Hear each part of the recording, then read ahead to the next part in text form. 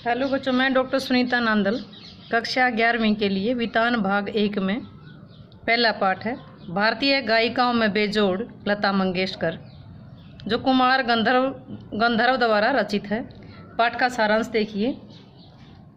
भारतीय गायिकाओं में बेजोड़ लता मंगेशकर कुमार गंधर्व द्वारा रचित निबंध है।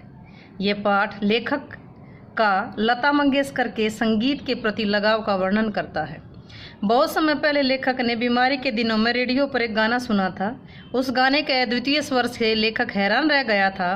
जब उसे पता चला कि यह गाना सुप्रसिद्ध गायक दीनानाथ मंगेशकर की बेटी लता मंगेशकर ने गाया था, तो मन ही मन एक संगीत प्राप्त करने का अनुभव प्राप्त हुआ। उस समय से लेखक लगातार मंगेशकर के गाने सुनता आ रहा है। लता से पहले नूरजहां अपने संगीत के लिए बहुत प्रसिद्ध थी, लेकिन लता तो उनसे भी बहुत अधिक आगे निकल गई। संगीत के क्षेत्र में ऐसे चमत्कार होते रहते हैं, जैसे प्रसिद्ध सितार वादक विलायत खां अपने सितार वादक पिता से बहुत आगे निकल गए। संगीत में लता के जोड़ की कोई भी गायिका नहीं है। उनके संगीत के कारण ही लोगों का शास्त्रीय संगीत के प्रति अपना दृष्टिकोण बदला है। लता के संगीत के जादू के कारण ही छोटे से छोटा बच्चा भी गीतों के स्वर को गुनगुनाने लग गया है। सामान्य पुरुष की भी संगीत में रुचि बढ़ने का कारण ही लता का गानपन है। साधारण श्रोता शास्त्रीय संगीत की अपेक्षा लता के गीतों में अधिक आनंद का अनुभव करता है। शास्त्रीय संगीत को समझने के लिए ताल, राग और लय की समझ होनी आवश्यक है। मनुष्य को तो संगीत की वो मिठास चाहिए जो उसे आनंद की प्राप्ति दे। संगीत में गानपन हो तो मनुष्य उससे सीधा जुड़ जाता है। लता की आवाज़ में स्वरों की निर्मलता है।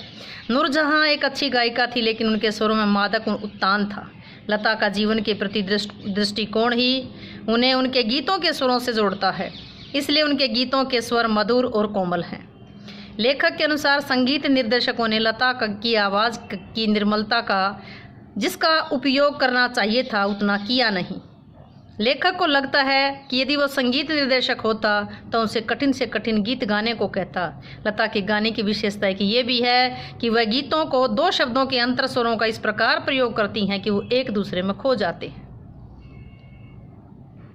यह काम बहुत कठिन है, लेकिन लता इस काम को बहुत सहज ढंग से करती है।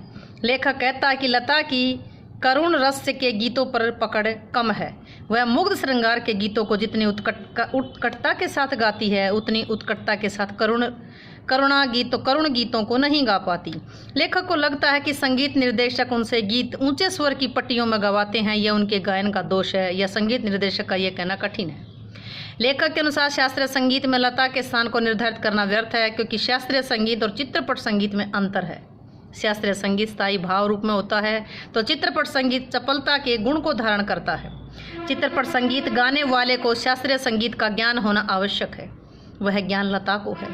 3 घंटे तक शास्त्रीय संगीत के महफिल में बैठना और 3-3.5 मिनट के चित्रपट संगीत को सुनने, दोनों में एक जैसा आनंद मिलता है।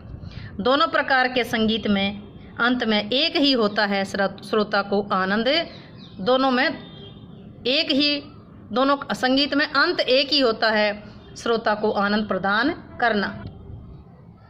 संगीत के क्षेत्र में लता का स्थान खानदानी गायक के समान है। लता 3 घंटे की महफिल नहीं कर सकती, लेकिन उनके 3 मिनट के गीत को कोई प्रथम श्रेणी का गायक उस ढंग से नहीं गा सकता जैसे लता गा सकती है। खानदानी गायकों का ये आरोप है कि चित्रपट संगीत ने लोगों के कान बिगाड़ दिए। लेखक के अनुसार चित्रपट संगीत तो लोगों के कानों को एक मधुर संगीत सुनाकर चित्रपट संगीत ने तो लोगों के कानों को सुधार दिया। सच तो ये है कि शास्त्रीय गायक संगीत के क्षेत्र पर अपना एकाधिकार चाहते हैं। उन्हें चित्रपट संगीत से अपनी हुकुमशाही पर खतरा लगता है। बदलते समय के साथ श्रोता को शास्त्र शुद्ध नीरस संगीत में रुचि नहीं रही।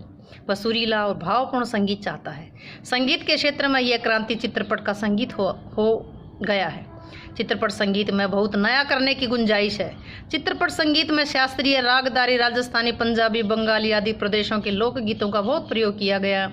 इसके माध्यम से लोगों को देश की संस्कृति की जानकारी मिलती है। संगीत के क्षेत्र में प्रतिदिन नए प्रयोग हो रहे हैं, जिससे यह क्षेत्र और विकसित हो रहा है।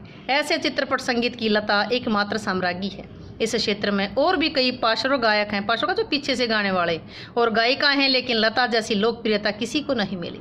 संगीत के क्षेत्र में एक राग भी अधिक समय तक टिक नहीं पाता, परंतु लता आधी से अधिक शताब्दी से इस क्षेत्र में अपना स्थान बनाए हुए है। यह एक चमत्कार है कि लता का गाना भारत में ही नहीं विदेशों में भी पसंद किया जाता है। ऐसा कलाकार शताब्दियों में शायद ही एक होता है। यह हमारा भाग्य है कि हम उसे अपनी आंखों से घूमता फिरता देख रहे हैं। तो बच्चों, ये पाठ था कक्षा 11वीं का भारतीय गायिकाओं में बेजोड़ लता मंगेशकर। उम्मीद है कि आपको पाठ अच्छा लगा होगा। वीडियो अच्छी लगी हो, लेसन समझ आया हो तो वीडियो को लाइक करें, शेयर करें, चैनल को सब्सक्राइब करें।